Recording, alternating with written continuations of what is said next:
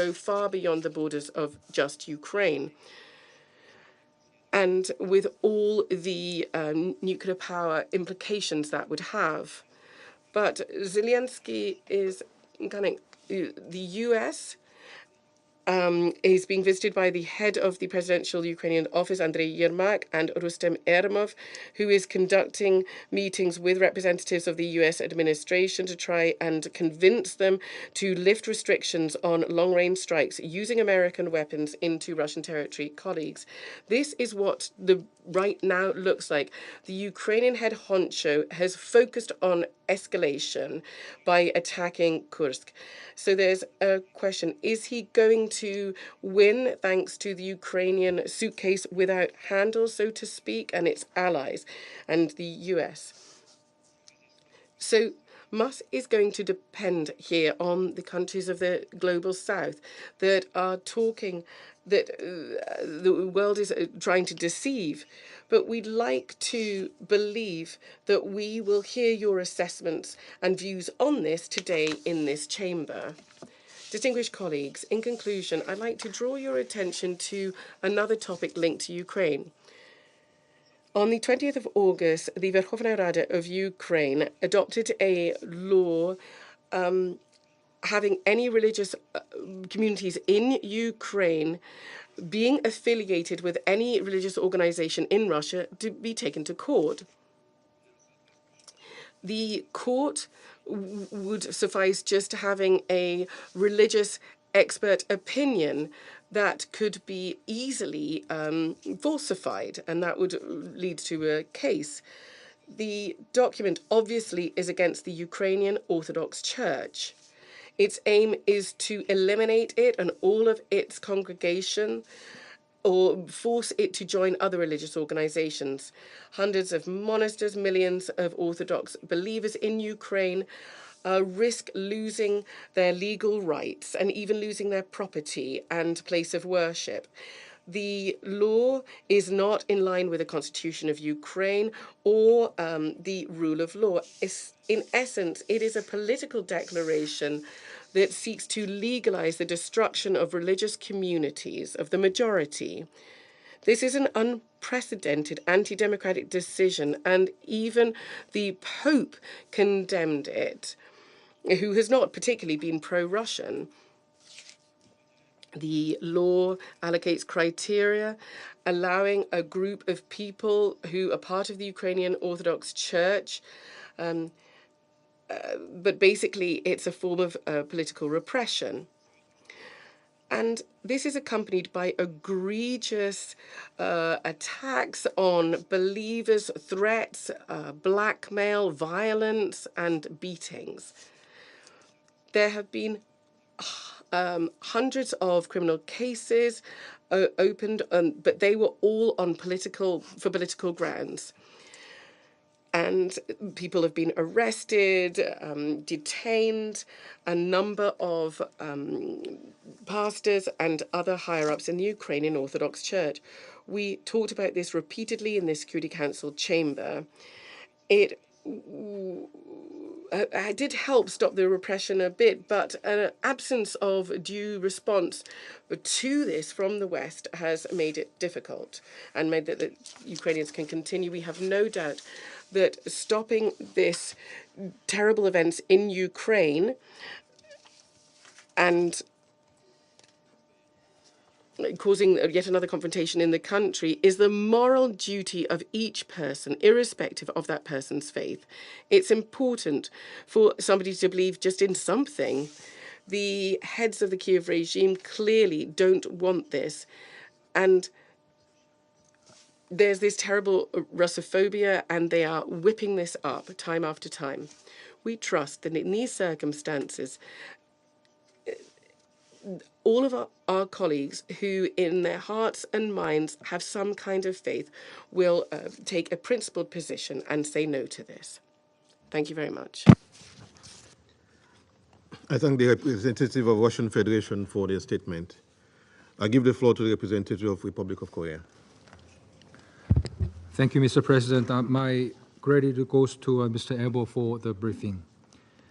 Despite having a council meeting on the situation in Ukraine less than 48 hours ago, deeply concerning hostile attacks on civilians and civilian infrastructure, including energy, continues unabated.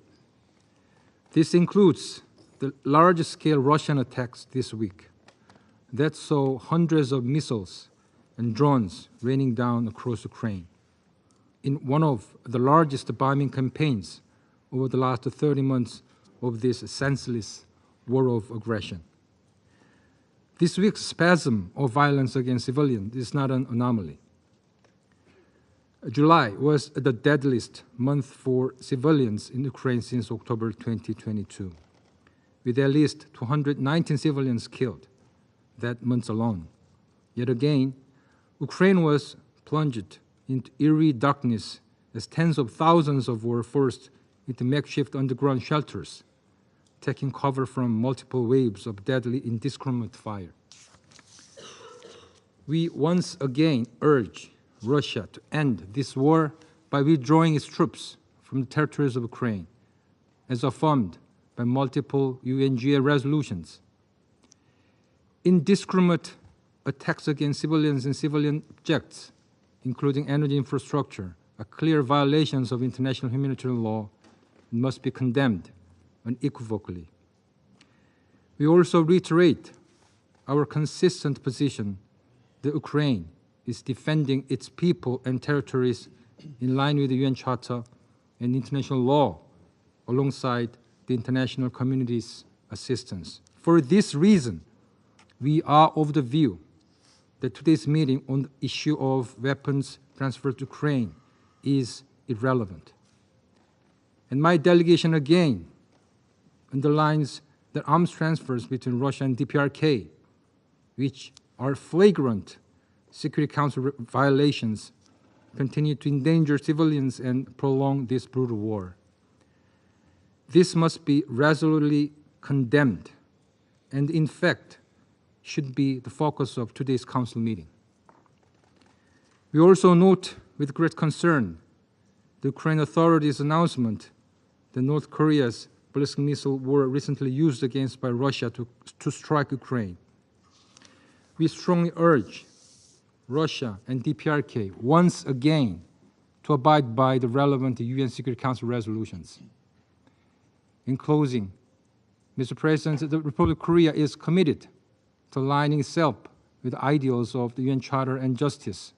We will continue to stand with Ukraine and its people until they secure a just and lasting peace in their lands. I thank you. I thank the representative of the Republic of Korea for their statement. I give the floor to the representative of Malta. Thank you, Mr. President, and I too begin by thanking Mr. Ibo for his briefing. It is unfortunate that the Russian Federation continues to request repeated meetings on this topic in an attempt to distract the international community with a narrative that distorts reality. Malta continues to condemn the Russian Federation's aggression against Ukraine. We reiterate Ukraine's inherent right to defend itself, as enshrined in Article 51 of the UN Charter, and to rely on its allies in doing so. Just this week, the Russian Federation continued to intensify its missile and drone attacks in a number of Ukrainian regions. These attacks included the complete destruction of a hotel in Kryvyi Rih, drone attacks in Zaporizhia, and a large attack with missiles and drones on Ukraine's energy infrastructure. For months, Ukraine's electricity grid has faced repeated Russian missile and drone attacks, resulting in the destruction of about half of the country's generating capacity. The continued and intensified attacks affecting civilian and civilian infrastructure are deeply concerning. Malta reiterates the need to adhere to international humanitarian law.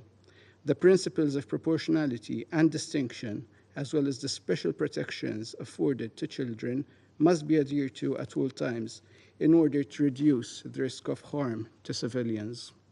Regrettably, the humanitarian situation continues to deteriorate. According to OCHA, more than 14.6 million people require some form of humanitarian assistance. We take this opportunity to also thank OCHA and other humanitarian actors who responded immediately after the massive attacks on Ukraine which were conducted this week. Malta is equally concerned about recent reports related to the use of cluster munitions and widespread contamination with mines and explosive remnants of war. Protecting the people of Ukraine and ensuring recovery from the devastation caused by Russia's war requires that demining happens without delay. We stress once again the need for full accountability for all crimes committed by Russia in Ukraine. We also support the ongoing work of the ICC and the Register of Damage for Ukraine. To conclude, Mr. President, Malta reiterates that there is only one path to a comprehensive, just, and lasting peace, along with an end to the inflicted suffering on Ukrainians. This is for Russia to immediately, completely, and unconditionally withdraw all its troops and military equipment from the entire territory of Ukraine within its internationally recognized borders. Until that day comes, Ukraine has the right to defend itself against this aggression, as well as protect its very existence as an independent and sovereign country. I thank you. I thank the representative of Malta for their statement. I give the floor to the representative of Slovenia. Thank you, Mr. President. I wish to thank Director Ebo for his briefing. Mr. President, let me make a couple of points on behalf of my delegation. Firstly, weapons transfers to conflict areas are an important topic for my country, and it is important that this Council addresses them in the framework of conflict prevention and with a view of protecting civilians. Inadequately controlled supply of arms to parties to armed conflict has the potential to facilitate violations of international humanitarian law and international human rights law. At the same time, it can hamper the delivery of life-saving humanitarian aid. However, it strikes us that we are approaching the discussions on weapons transfers pertaining to the war in Ukraine from the wrong end. Weapons transfers to Ukraine are not happening in a vacuum. They support legitimate self-defensive efforts of a sovereign country. Secondly, Slovenia rejects aggression in absolute terms.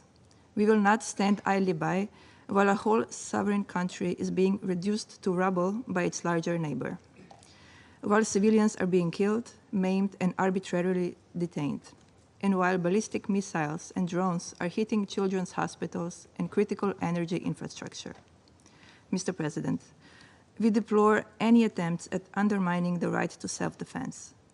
Every country has a right to defend itself in line with Article 51 of the UN Charter, and they also have a right to procure the means to do so in line with international law. Slovenia will do its part and will keep supporting Ukraine until there is an aggressor on its soil. I thank you, Mr. President. I thank the representative of Slovenia for their statement, and I give the floor to the representative of United Kingdom. Thank you, Mr. President, and thank you to Mr. Ebo for his briefing. Since calling this meeting and accusing the West of escalation, Russia has bombarded cities across 15 regions of sovereign Ukraine, more than half the country, using hundreds of drones, cruise missiles, hypersonic ballistic missiles, glide bombs, and more, some of which were procured from Iran and DPRK in violation of UN Security Council resolutions.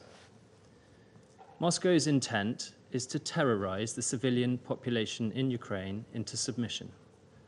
The latest attacks have caused widespread blackouts, cutting off access for ordinary people to power, heating, and water. Imagine that happening to your country. Direct attacks on civilian infrastructure constitute a war crime. Ukraine has a right to defend itself under Article 51 of the Charter against Russia's attacks. This does not preclude its right to project force into Russian territory, so long as any action complies with international law. Russia cannot step up the war from its own soil while increasing attacks on civilian infrastructure and expects Ukraine not to seek to remove the source of the threat. We will continue to provide Ukraine with the capabilities it needs to defend its people. Neither the UK nor our partners seek direct confrontation with Russia, nor a wider escalation of tensions. Let me be clear, there is only one aggressor here. It was Russia that willingly and deliberately tore into the security of Europe by illegally invading a sovereign country. It was Russia that unilaterally sought to annex a neighbour's land against every principle the international system and all of us here rely on. It was Russia that chose to use hypersonic missiles and other advanced weaponry against civilians and their infrastructure. And it was Russia, at the start of the war, that chose to illegally seize the largest nuclear power plant in Europe at Zaporizhia, even recklessly installing military equipment in the turbine hall and on reactor roofs. Russian disinformation and threats and false accusations will not deter the UK or our allies from our steadfast support for Ukraine, including providing it with the capabilities it needs to defend its people. We remain committed to securing a just and lasting peace for Ukraine and for Europe, in line with the UN Charter. Thank you. I thank the representatives of the United Kingdom for their statement. I give the floor to the representative of France. Mr. President, I'd like to thank Mr. Ebo for his briefing. Russia claims to be concerned about escalation in Ukraine, and yet it holds all the cards to prevent such a scenario. All they need to do is put an end to their aggression and withdraw from the territory which is internationally recognized of Ukraine. With these repeated meetings, Russia would like to make us believe that supporting Ukraine is fueling escalation. Nobody is fooled. The support of the international community annoys Russia because it's an obstacle to its schemes. It's preventing the annexation of a territory of a sovereign state, modification of its borders by force, and violating the UN Charter. It's preventing it from dictating its foreign policy and defense policy, striking at its civilian infrastructure, and depriving its people of water, gas, and electricity. Russia clearly only understands the balance of power. The Russian representative last Tuesday mentioned the so-called peace proposal formulated by President Putin last June. And yet this proposal is about setting as a condition the complete surrender of Ukraine, abandon of its sovereignty, and of its territorial integrity. France will continue to provide Ukraine with the military support which is vital to its protection of its airspace and land and population in keeping with the Charter, Article 51. Russia attacks Ukraine in its border regions from its military sites located behind the Russian border. The Ukrainians need to adapt and hit the sites from which Russia is conducting its aggression. It needs to be able to neutralize military targets which are directly involved in operations aimed at them. This is an exercise by Ukraine in its legitimate defense, and it's not limited just to Ukrainian territory. Mr. President, Ukraine, in its fight for the defense of the goals and principles of the Charter, is supported by the crushing majority of United Nations member states. Russia is supplying itself in arms, ballistic missiles, and munitions with North Korea, and thus unscrupulously jeopardizing the international regime of nonproliferation, which is the safeguard of our collective security. To cover its violations of Council resolutions, Russia has not hesitated to rid itself of the experts of the 1718 Committee, thereby depriving member states of the United Nations of an essential source of information on the implementation of sanctions targeting North Korea. Russia has chosen to acquire armed drones from Iran, which is a violation of Resolution 2231. If Russia were to transfer ballistic missiles to Russia, we are prepared to respond quickly in a coordinated manner, including with new large-scale measures. France urges all states to refrain from supplying Russia with assets that are dual usage and elements that could fuel its war of aggression. There's no other alternative to bring Russia to stopping its war of aggression than to steadfast support to Ukraine in a military manner. Surrender by the attacked party cannot be a condition for a peace negotiation. In any case, it will never serve as a basis for a lasting and long peace, upholding international law, which is the only path to restoring enduring peace and international security. Thank you. I thank the representative of France for their statement. I give the floor to the representative of Algeria. شكرا سيد الرئيس. Thank you, Mr. President. I would like at the outset to thank Mr. Ibo for his briefing. Mr. President, 2 years and a half have passed since the beginning of the crisis in Ukraine. And here we are today meeting, and no peaceful solution seems to be on track. The situation on the ground is even worsening on both sides of the borders, with more deplorable casualties and more suffering amongst civilians. Mr. President, Algeria reiterates its deep concern over the continued confrontation and calls once again the parties to exert restraint, to preserve lives and to prevent more escalation. In this regard, I would like to make 3 points today. First, we reiterate our deep concern over the use of increasingly lethal and destructive weapons and ammunition in conflict zones in Ukrainian and Russian territories.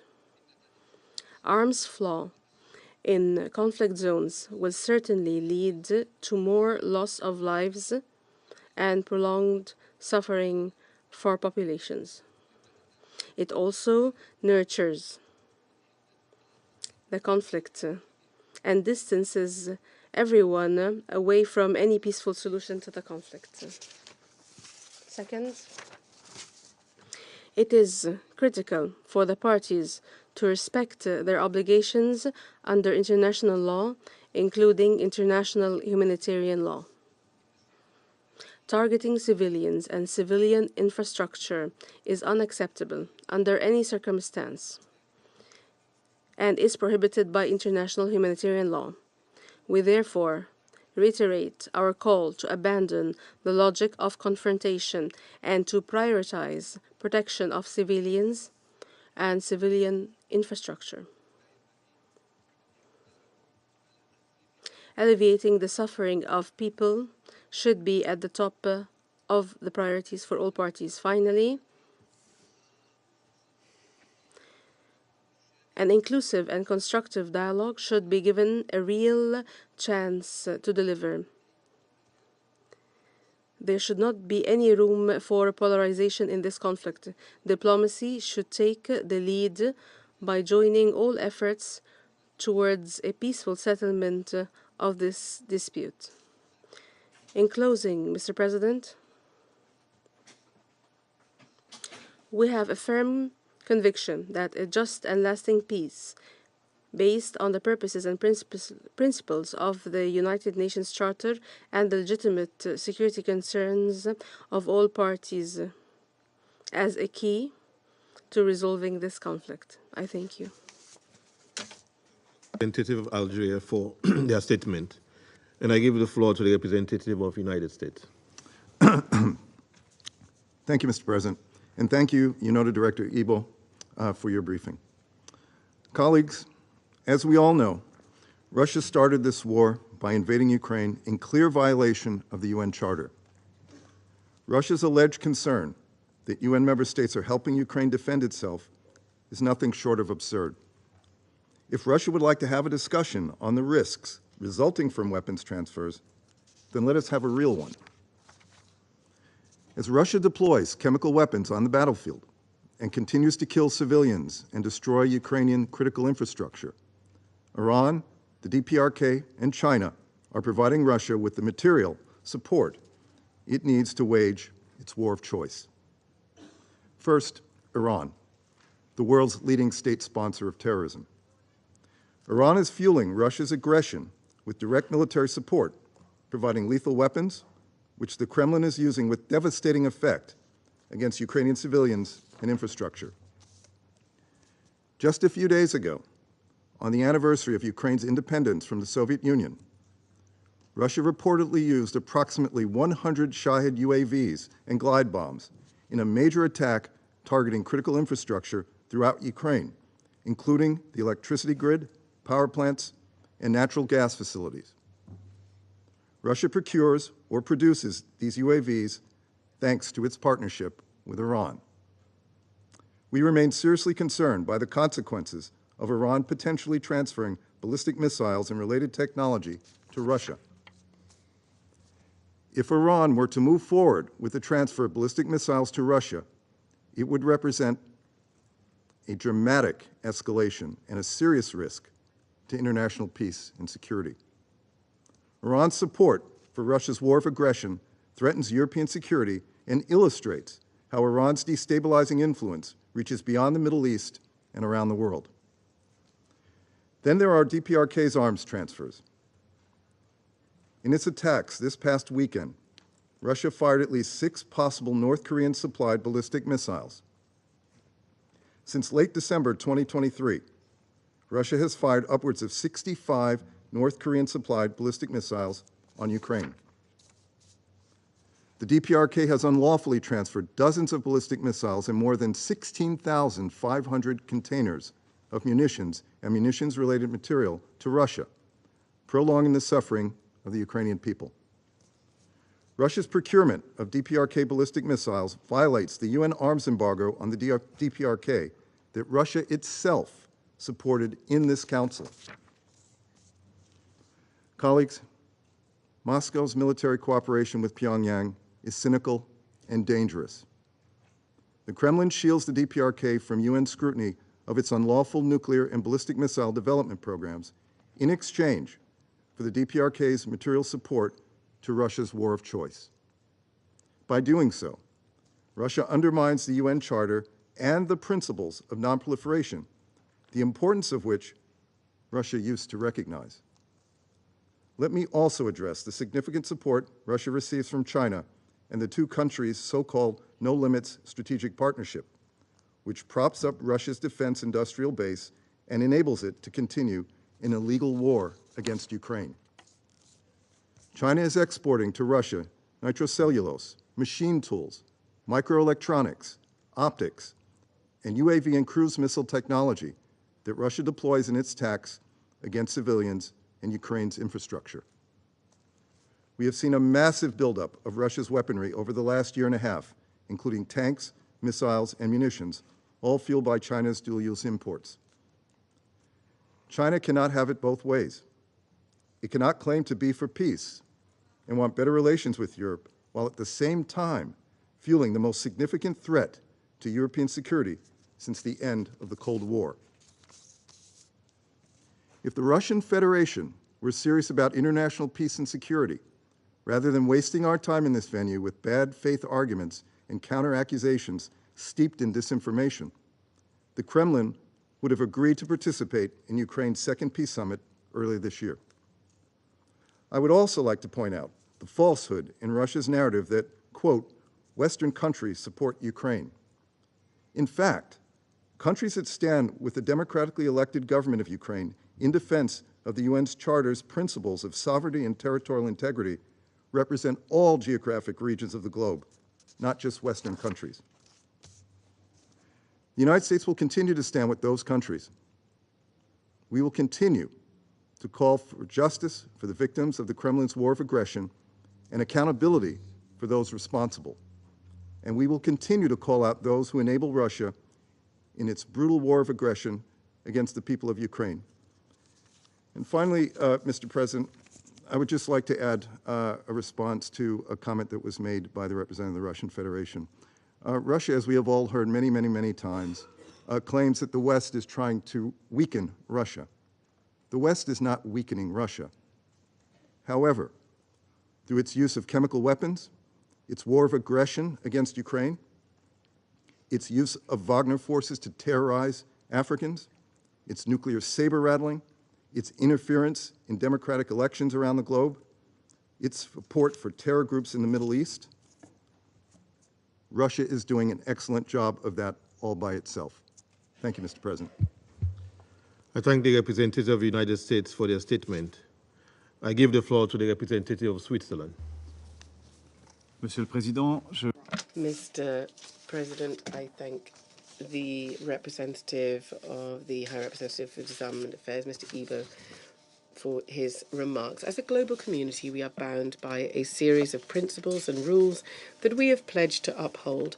This includes the UN Charter, which sets out the principles to live by in peace with one another as good neighbours, and which enshrines the prohibition of the use of force, the right to self-defence, and the sovereignty and territorial integrity of all states.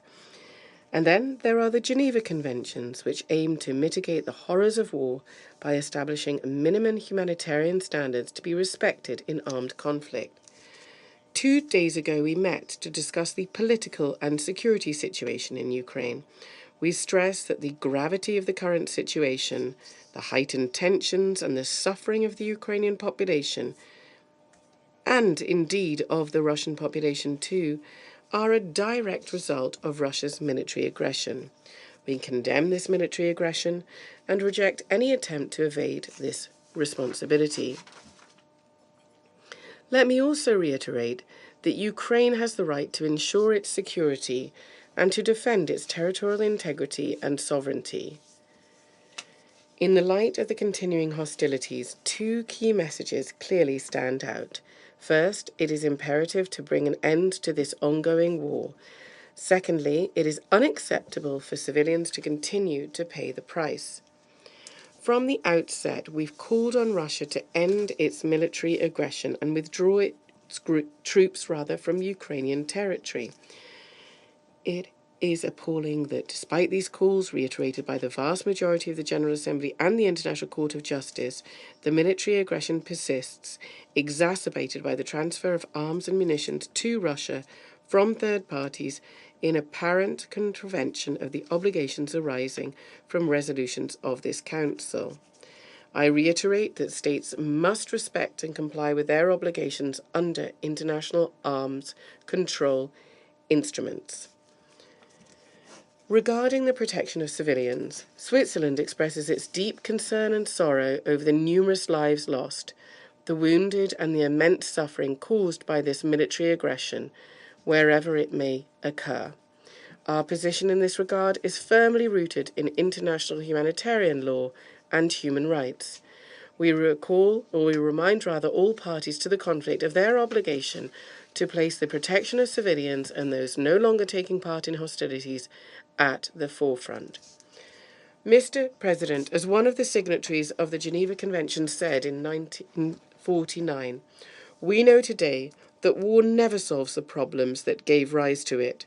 It is always followed by long years of suffering for the vanquished and for the victors, and its results are not commensurate with the evil it generates. I would like to stress that it is our collective responsibility to ensure that the principles to which we have committed ourselves be respected in order to pave the way for a more beautiful and just world, including in Ukraine. I thank you. I thank the representative of Switzerland for their statement. I give the floor to the representative of Japan. Thank you, Mr. President, and I thank Director Ebo for the briefing. I am wondering how many times Russia will continue to repeat the same rhetoric. It consistently provocates the claim that Ukraine's defense efforts, along with the international community's support for these efforts, threaten international peace and security. However, Russia did not call for this Security Council meeting on its own initiative. Instead, it requests such meeting out of spite whenever someone else does. This behavior mocks the Security Council. Simultaneously, Russia speaks of peace and de-escalation while conducting large-scale air raids, including on Kiev. Today's meeting represents another instance of this mockery, yet it is not surprising. Russia's hypocrisy is nothing new. Violations of the UN Charter, disregards of international humanitarian law, and breaches of Security Council resolutions persist. Russia has also procured missiles from North Korea in violation of relevant Security Council resolutions and refused to renew the mandate of the panel of experts, which had played a crucial role in monitoring the implementation of the resolutions. Russia employs any means necessary to continue its illegal actions. Despite being a permanent member of the Security Council, entrusted with the primary responsibility for maintaining international peace and stability, Russia abuses its position, using the Council as a platform for disinformation. Today, it deliberately confuses the victim and aggressor, falsely suggesting that efforts to defend against an unprovoked war of aggression are the cause of prolonged conflict and delayed peace. This stance is entirely unacceptable. However, no matter how much Russia tries to mislead the world, no reasonable person would believe its narrative, and we are united in affirming that its aggression against Ukraine continues nothing but a flagrant violation of the UN Charter. Nothing more, nothing less. Upholding the international order based on the UN Charter remains of utmost importance for every country in the world. Yet, Russia clearly does not share this belief. Russia may believe there is no way out but to continue its reckless attempts to distort the facts. However, I would like to say to my Russian colleagues, there is a way out. Withdraw immediately to the internationally recognized border of Ukraine. This is the action required to achieve peace now. End your sophistry in Security Council. Abide by international law. Respect the sovereignty of other countries, and stop your war of aggression. I thank you, Mr. President. I thank the representative of Japan for their statement. I give the floor to the representative of Ecuador. Gracias, señor presidente. Thank you, sir. I'd like to thank the Deputy High Representative, Mr. Abo, for his informative briefing.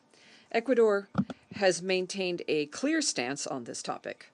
Along those lines, we support the recommendations put forth once again by the Deputy High Representative around the measures that are necessary in order to mitigate the risks that stem from increasing weapons and arms and munitions. Ecuador reiterates the importance of the transfer of arms and munitions being carried out in a way that's strictly within the legal framework, internationally applicable, and in conformity with the relevant Security Council resolutions. Ecuador recognizes the introduction of weapons and munitions in conflict zones can contribute to escalation of the conflict and create risks that will persist beyond the cessation of hostilities. Thus, we believe it is vital to adopt effective measures to mitigate the risk of diversion, illicit traffic, or abuse of arms and munitions in order to prevent greater instability and insecurity in the region, including during the post-conflict recuperation and recovery phase. Ecuador is particularly concerned that while hostilities are intensifying and expanding beyond the battlefield is expanding, we see the window of opportunity for dialogue and negotiation closing. The indiscriminate use of arms in urban areas, attacks against civilians and civilian infrastructure, and proliferation of munitions, anti-personnel mines, and cluster munitions are all clear examples of how the violence causes irreparable ravages for the civilian population, which Ecuador cannot but reject. It is imperative that the parties to the conflict rethink their actions and adopt a genuine political compromise to put an end to this war. History has shown that no conflict has ever been resolved in a sustainable manner, in a military manner. The world cannot afford a conflict of greater proportions. My delegation reiterates its call to end the violence, to stop the illegal occupation of Ukraine, and to return to diplomacy and dialogue in order to restore peace in the context of respecting the territorial integrity, political independence of Ukraine within its internationally recognized borders. To conclude, Mr. President, Ecuador recognizes the sovereign right of states to their legitimate defense, which should be strictly defined by the provisions of Article 51 of the United Nations Charter. Thank you very much. I thank the representative of Ecuador for their statement. I give the floor to the representative of Mozambique. Mr. President, I thank Director Dedej Ebo for his briefing. Mr. President, the war in Ukraine continues to be a matter of utmost concern, with recent developments highlighting the gravity and escalating nature of this conflict and the urgent need for international attention. The persistent cycle of reciprocal attacks has been a constant feature since the war's inception. It reflects a dangerous spiral that threatens broader international peace and stability. The protracted war in Ukraine, marked by a relentless arms race, serves as a stark reminder of the fragile balance that could swiftly deteriorate into a wider European conflagration. We observe with great apprehension that each announcement of major weapon supplies is met with threats of further escalation, propelling us towards critical thresholds or red lines, including the involvement of nuclear powers and the drawing of additional countries into conflict. It is imperative to acknowledge that violence begets violence, and arms transfer inevitably trigger further arms transfer and military alliances, creating a perilous cycle. What began as a localized bilateral conflict is now dangerously morphing into multilateral conflagration, pulling in actors both near and distant from the battlefield. We should recognize that such an expansion poses a severe threat to global stability. Mr. President, we have consistently warned that the pursuit of strategic advantage and favorable concessions before engaging in dialogue, which is the permeating logic in this conflict, would likely lead to further escalation rather than de-escalation. To prevent this war from becoming entrenched and to avert a protracted stalemate, we urgently call for, first, adherence to strict arms controls in line with applicable international arms trade frameworks.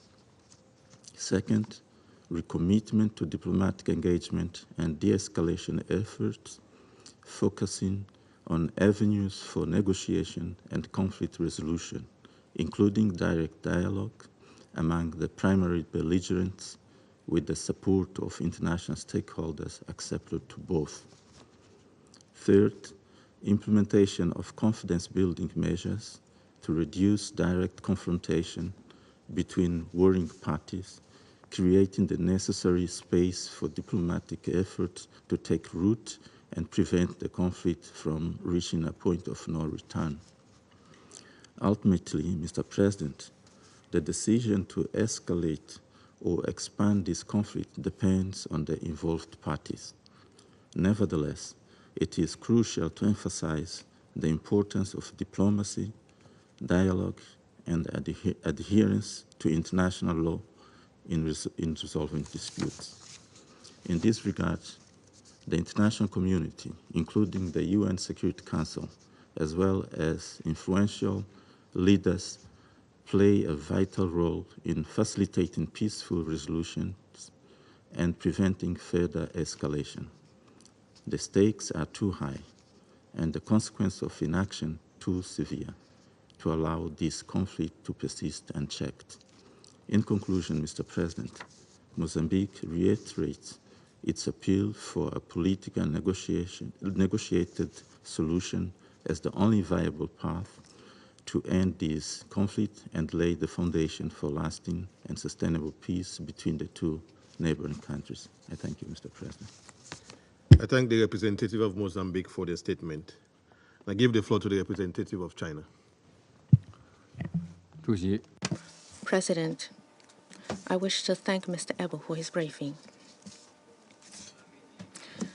As the crisis in Ukraine continues unabated, large quantities of weapons and ammunition are flowing into the battlefields in more variety and scope, with greater lethality and destruction power, leading to growing risks of loss and proliferation of weapons. Such a situation is deeply worrying. There are no simple solutions to complex issues. Increased weapon supplies to the battlefield will only cause more harm and will not bring lasting peace. Continued advocation of confrontation between camps will only further exacerbate the crisis and make the road to peace even rockier. China believes that the important thing to do now is to adhere to the three principles of no expansion of the battlefield, no escalation of fighting, and no provocation by any party in an effort to de-escalate the situation as soon as possible. We call on the parties to the conflict to demonstrate their political will, meet each other halfway in order to reach a ceasefire, end the fighting, and start peace talks. To this end, we call on the international community to create favorable conditions and provide practical assistance. All parties concerned should give priority to peace and humanitarian concerns by devoting their resources and energy to diplomatic efforts for a ceasefire and end to the fighting. China's position on the Ukraine issue is consistent and clear, that is, to promote peace talks and a political settlement.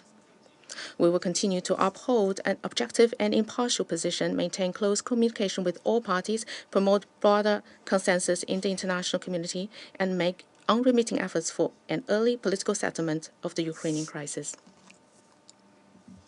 President, I wish to respond to what has just been said by the U.S. delegates.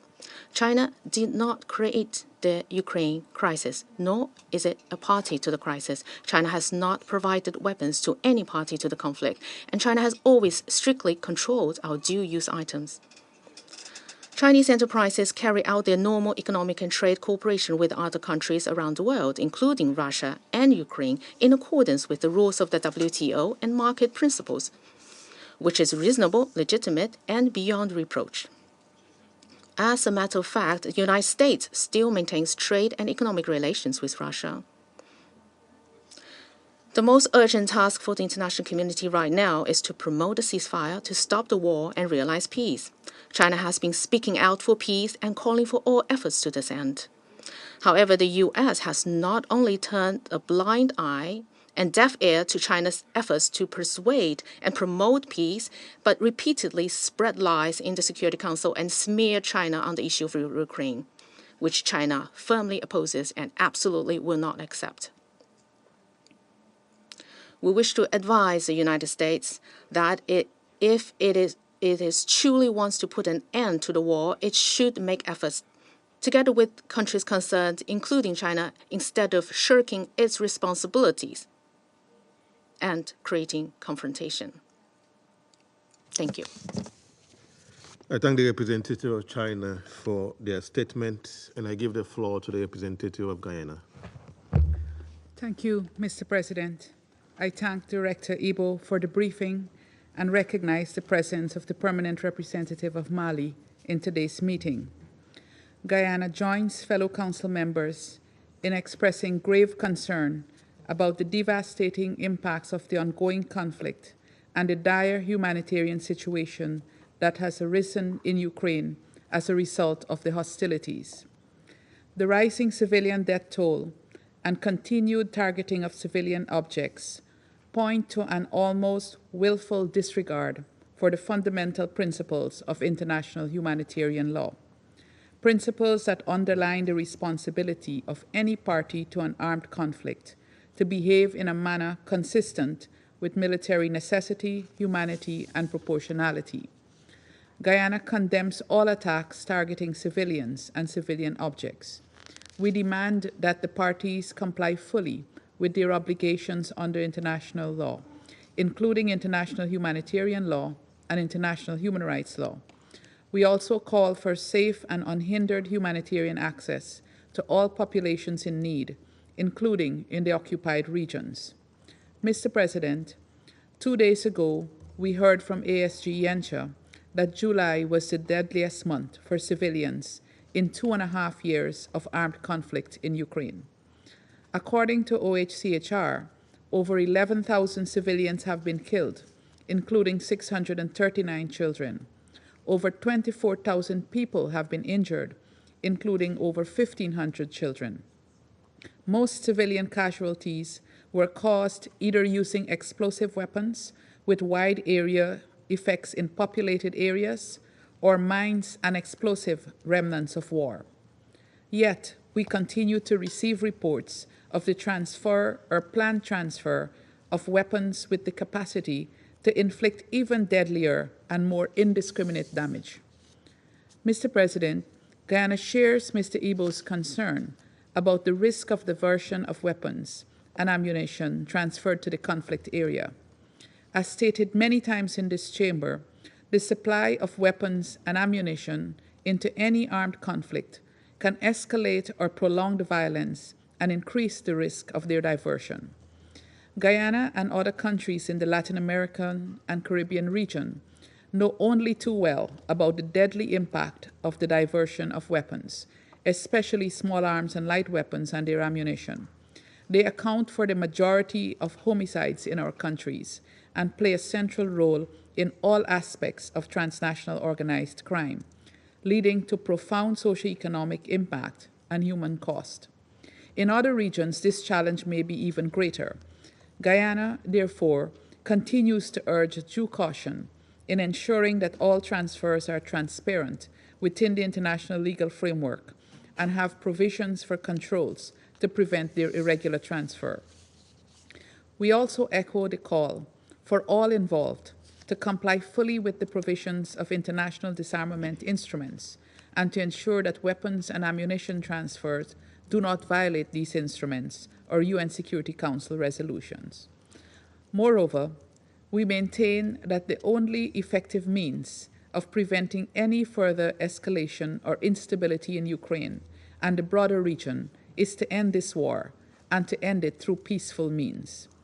We therefore call upon the Russian Federation to withdraw its military forces from the internationally recognized territory of Ukraine and urge the parties to commit to a political and diplomatic process toward ending the conflict. I thank you. I thank the representative of Guyana for their statement. I shall now make a statement in my capacity as the representative of Sierra Leone.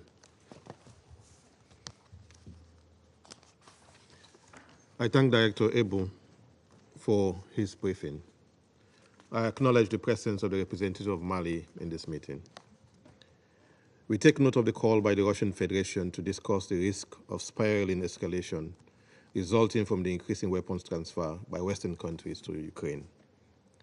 At the outset, Sierra Leone reiterates its principal position that all transfers of weapons in conflict situations should occur within the applicable international legal framework and a relevant UN Security Council resolution, and include pre-transfer risk assessment and end-user verification to prevent diversion of arms and ammunition.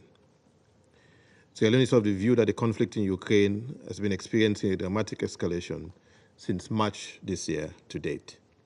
While the increase in the intensity of the conflict in the east and the southeast of Ukraine since the start of the conflict is a vertical escalation, the opening of a new front in the Kharkiv region, northeast, in May 2024 marked the beginning of a horizontal escalation. The counter-offensive launched by Ukraine since the 6th August 2024 in Kursk region in Russia continues to increase that horizontal escalation. The consequences of this escalation have been devastating, with intensification of missiles and drone strikes causing increased civilian deaths, injury, and displacement.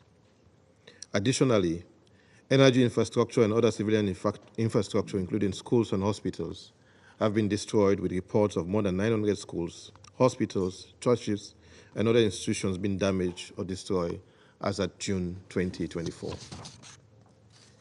It is important to note that as we have commemorated the 75th anniversary of the Geneva Conventions, it is worth reminding that these sites are protected under the Geneva Conventions. From the above, and with no seeming end in sight of the conflict, Sierra Leone stresses that the conflict involves a vicious cycle with a risk of escalation likely to persist. In this regard, Sierra Leone is deeply concerned about the security and humanitarian situation in Ukraine, which continues to deteriorate at an alarming rate. According to a Protection of Civilians update report released on 9th August by the UN Human Rights Monitoring Mission in Ukraine, it recorded that 35,160 civilian casualties, including 11,520 deaths, have occurred since the conflict began on 24 February 2022. The report highlights that in July alone, at least 209 civilians were killed and 1,018 injured in Ukraine, making it the deadliest month for civilians since October 2022. According to the report, the high casualty count in July is a continuation of a trend of increasing civilian casualties since March 2024. The alarming civilian casualty figures and humanitarian crisis in Ukraine due to the escalation underscores the urgent need for all parties to the conflict to prioritize the protection of civilians and refrain from further escalation and pursue the option, and not to pursue the option of winning the war on the battlefield at all costs. Dialogue and diplomacy should be the primary tools employed to de-escalate tensions and pave the way for peaceful resolution of the conflict. The international community, including this Council, must remain steadfast in its commitment to supporting the pursuit of a just and sustainable peace in Ukraine. Sierra Leone once more calls for good faith diplomatic efforts in pursuit of a peaceful resolution involving the parties to the conflict. Meaningful steps must be taken towards the immediate de-escalation and cessation of hostilities. We urge parties to the conflict to engage constructively, including on their legitimate concerns, to find a political and diplomatic solution as envisaged in Article 33 of the UN Charter. In closing, colleagues, Sierra Leone calls for an immediate cessation of hostilities and genuine diplomatic efforts to achieve a peaceful and lasting resolution to the conflict, taking into account legitimate concerns of the parties involved. Thank you.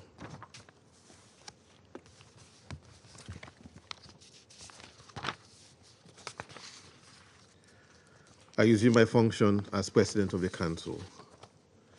The representative of the United States has asked for the floor to make a further statement. I give them the floor. Thank you, Mr. President, and I will be brief. I will just say, as I've said many times in this chamber, I will continue to call out those countries, including China, that provide support to Russia's industrial base.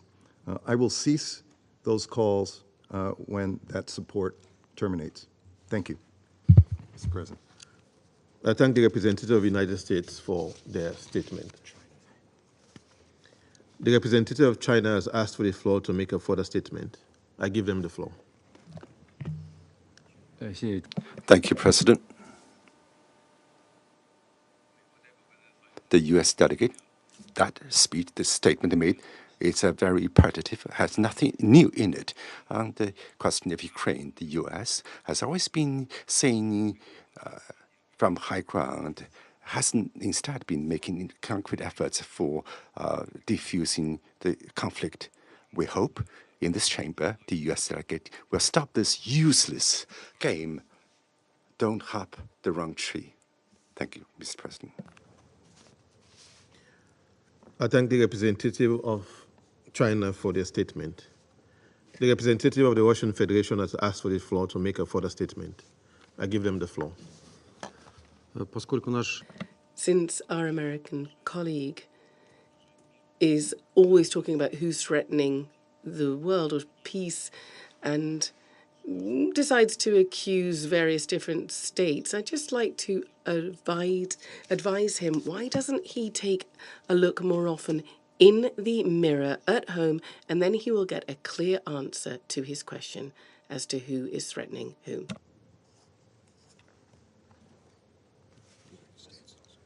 I thank the representative of the Russian Federation for their statement.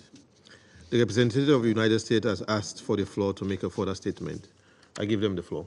Thank you, Mr. President. I will be equally brief here. Regarding the remarks just made by the representative of the Russian Federation, I would simply point out that he just reinforced all the points I made in my earlier statement. I have nothing more to say. Thank you. I thank the representative of the United States for their statement. I now give the floor to the representative of Mali. Merci. Merci, Monsieur le Président. Thank you, sir. Mr. President, I am pleased on this eve of the end of your presidency of the Security Council to extend to you, as well as to your whole delegation, our warm congratulations for the remarkable work done during this month of August 2024. Mali requested to participate in this meeting essentially to share its deep-seated concerns with regard to the implications and consequences of the supply of weapons to Ukraine, consequences for our countries, for our populations, that are far from the front lines between Russia and the Ukraine. As you know, since the eruption of the crisis between Russia and the Ukraine, the government of Mali has taken a stance of neutrality. And yet, we are increasingly concerned to see this crisis progressively traveling towards regions that are far from the front lines, as you were able to observe last July in Mali, in other words, in the Sahel and even Africa. Indeed, the spokesperson of the Ukrainian Military Intelligence Agency and the ambassador of Ukraine in Senegal both publicly admitted the involvement of their country in the cowardly, treacherous, and barbaric attack on the 24th, 25th, and 26th of July 2024 of terrorist groups that caused the deaths of Malian security and defense forces in Tizawaten in Mali, along with significant material damage that was caused. Worse, Ukrainian high-level officials publicly announced other, quote, results to come. That is deeply concerning. The government of Mali reiterates its strong condemnation of the presumed support of Ukraine to terrorist groups in Mali, the Sahel, and in Africa. And the government of Mali has decided to sever diplomatic ties between Mali and the Ukraine. Mali calls upon the Security Council to uphold its responsibilities, given the deliberate choice of Ukraine, and it should do so in order to prevent the subversive action that threatens the stability of Sahel and even the entire African continent. Given this vexing precedent that I just denounced here, the government of Mali would like to express its alarm with regard to the supply of weapons to Ukraine, because it's been clearly established that a good part of the weapons supplied to Ukraine then end up fueling terrorism and crime in the Sahel, with the risk of further destabilizing our countries and exacerbating the suffering of our people, already sorely tested by several years of conflict with dramatic consequences. We therefore call upon the countries supplying weapons to Ukraine to ensure that said weapons do not fall into the hands of terrorist and extremist groups in the Sahel and in Africa. For its part, Mali has no desire to be used as a proxy battlefield between the powers. Mr. President, I would like to take this opportunity to respond to the ambassador of Algeria, who during the round table celebrating the 75 years of the Geneva Convention on the Law of War, which was held on the 26th of August 2024 in Switzerland, thought it appropriate to state, and I quote, "Having learned that a drone attack was conducted in the north of Mali, killing some 20 civilians," and I quote, "those who pressed the button on the drone to conduct the strike do not have to answer to anyone," end of quote. In response to what he said, I would like to express my astonishment at seeing a diplomat making a statement that is so serious and unsubstantiated on the basis of mere press allegations, by blithely peddling information from the press that has not been verified. He is serving the purposes of terrorist propaganda in our region. For my part, I would like to recall to my Algerian colleague that the Malian security and defense forces are professionals. They have been waging an unwavering war against terrorist groups in the strict respect of human rights and international humanitarian law in order to free our territory and to protect our people and assets. What are we really talking about here? The 25th of August 2024, the Malian Defense and Security Forces conducted offensive reconnaissance and discovered vehicles, pickup trucks, that were loaded with war materials and equipment that were being carefully guarded in a concession in an area of Tijuana in the northeast of Kidal, in a location there. After careful surveillance, the Malian Defense and Security Forces conducted a series of strikes that allowed them to destroy the terrorist targets and to neutralize some 20 armed men. As you might observe, Mr. Ambassador from Algeria and my dear brother Amar, these were indeed terrorists that our forces neutralized on the 25th of August and not civilians. I would thus invite you to adopt a constructive attitude and a more respectful attitude of Mali and its people, in keeping with the secular ties of good neighbors, fraternity, friendship, and cooperation, which has always existed between our countries, Mali and Algeria. Thank you very much, Mr. President. I thank the representative of Mali for their statement. The representative of Algeria has asked for the floor to make a further statement. I give them the floor. Thank you, Mr. President, for giving me the floor a second time to quickly respond to the intervention of the permanent representative of Mali. To begin with,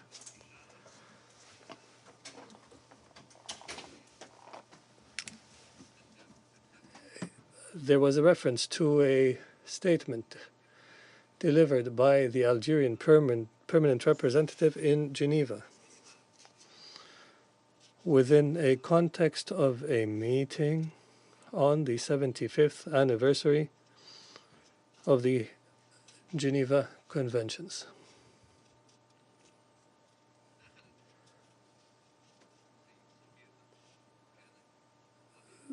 The ambassador's intervention was clear, and it was suitable to its context. And now,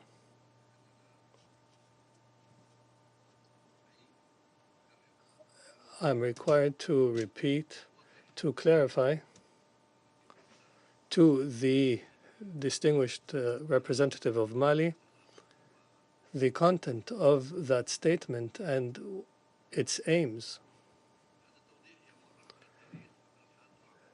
This clarification covers the history, the present and the future. The history bears testimony to the role of Algeria with its neighbors and brethren in Mali. There was never a time when my country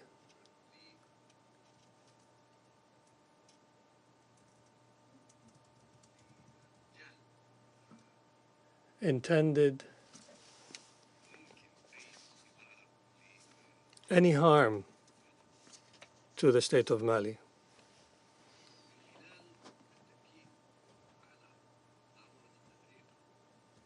Through reiterating the need to distinguish between terrorist acts and legitimate resistance acts, it was a clear statement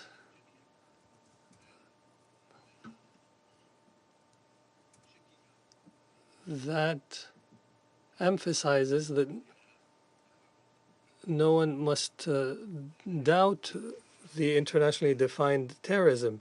Algeria, in its counterterrorism efforts, our experience is known. So under no circumstance did Algeria play a role in encouraging terrorism? And to quickly respond as well to the intervention by the distinguished representative of Mali, I emphasize that Algeria continues and has always continues to pursue what serves the interests of Mali, the people of Mali, and all segments of our dear neighbor. Time will reveal the response to and will reveal what neighbors believe. We do not intervene in Mali's decision making or choices. I will make do with saying that time will tell and will address everything that has been mentioned today. Thank you. I thank the representative of Algeria for their statement. There are no more names inscribed on the list of speakers. Before adjourning the meeting, as this is the last scheduled meeting of the Council for the month of August, I would like to express the sincere appreciation of the delegation of Sierra Leone to the members of the Council and to the Secretariat of the Council for all the support they have given us. Indeed, it has been a busy month and one in which we've rallied to consensus on several important issues within our purview. We could not have done it alone and without the hard work, support, and positive contributions of every delegation and the representatives of the Secretariat, including the technical support team, conference service officers, interpreters, verbatim reporters, and security staff. As we end our presidency, I know I speak on behalf of the Council in wishing the delegation of Slovenia good luck in the month of September. The meeting is adjourned.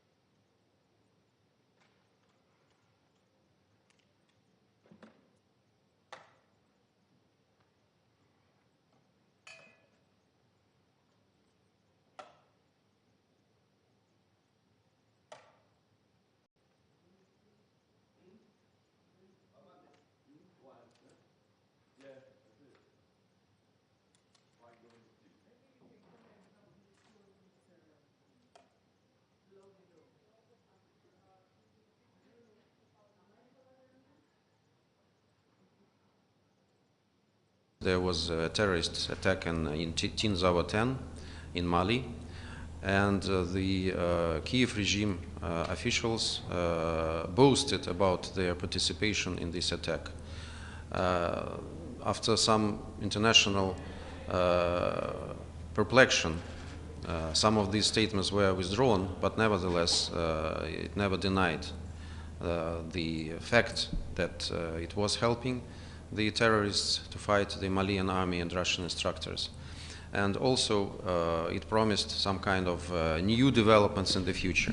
I also wanted to tell you that yesterday we had we raised this issue under the any other business in closed consultations, and to our surprise, I would say astonishment, those Western countries who were speaking, they never mentioned the word Ukraine. They were pretending that we raised the issue of situation in Sahel. So I imagine that the situation when the tentacles of Kiev terrorist regime are now as far as in Sahel, and that the arms supplied to Ukraine is finding its way in the arms of terrorists in Sahel, is a very uncomfortable development for them. We have warned about this repeatedly. Now it's happening, and it's the direct consequence of the escalation that the West is promoting in Ukraine. Thank you. Question?